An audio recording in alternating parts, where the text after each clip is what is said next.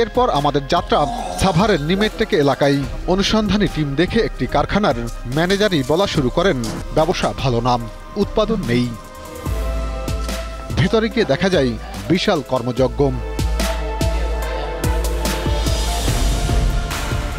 ইউনানি কারখানা হলেও নেই পর্যাপ্ত উপাদান।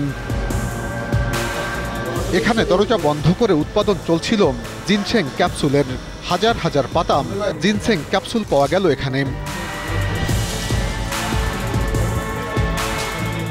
পাওয়া গেল ক্যালসিয়াম ট্যাবলেটও। স্যাঁতস্যাঁতে পরিবেশ দেখে মনে হয় এ খাতের কোনো তত্ত্বাবধায়ক নেই। ভয়ের বিষয় হলো এসব ট্যাবলেট উৎপাদন করা হচ্ছে বিভিন্ন কোম্পানির ট্যাবলেট গুঁড়ো করে। ল্যাবে সাজানো নানা উপকরণ দেখে মনে হয় এগুলোর ব্যবহার নেই। ম্যানেজারও জানেন না কে উপাদান মিলিয়ে ওষুধ তৈরি করে। কেমিস্ট বর্তমানে নেই, উনি ছুটিতে আছে। সাদাপুরের অনিয়ন ফার্মাসিউটিক্যালস একটি অ্যালোপ্যাথিক ওষুধ কারখানা। বাইরে কোনো সাইনবোর্ড নেই, দরজা বন্ধ। কড়া নাড়লেন, একজন দরজা খুলে দিলেন। এখানে অমিপ্লাজল উৎপাদন চলছে। একটি নামকরা প্রতিষ্ঠানের মোড়কে কারসাজি করা হচ্ছে এখানে। কারখানার অনুমোদন আছে কিনা, একই সাথে যে পণ্যটি উৎপাদন করছেন তার লাইসেন্স আছে কিনা জানতে চাই কর্মরতদের কাছে। পারমিশন আমরা এখনো পাইছি, মনে হয় 10টা না কটা পাইছি। কিছু কাগজপত্র বের করা হলেও ওষুধ প্রশাসনের কোনো অনুমোদন দেখাতে পারেনি তারা।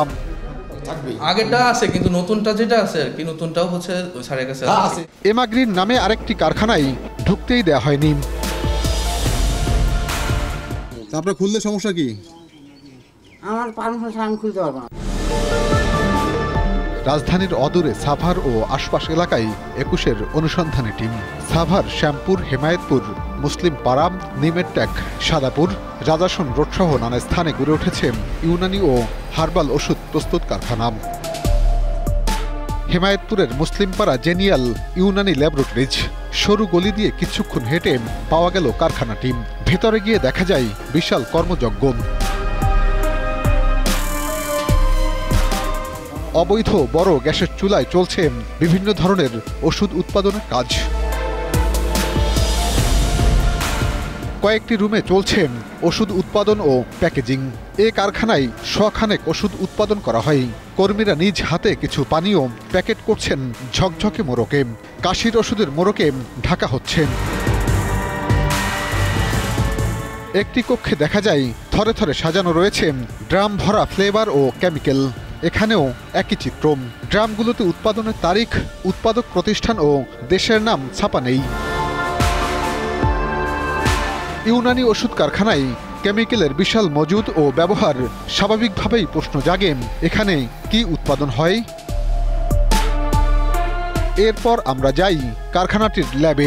ল্যাব আছে নামে, কিন্তু সামান্য মেশিনপত্র দেখা গেল পলিথিনে মোড়ানো। নেই কেমিস্ট বা ফার্মাসিস্ট। পাওয়া গেল না কারখানা মালিককে। তবে দায়িত্বরত ম্যানেজারের কাছে জানতে চাই কেমিস্ট বা ফার্মাসিস্ট আছে কি নাম। আমাদের আরও কিছু কারেকশন দিছে, সেগুলো আমরা এই যে কয়েকদিন সময় দিবে, সেটা নিয়ে আমরা এখন করে ফেলতেছি।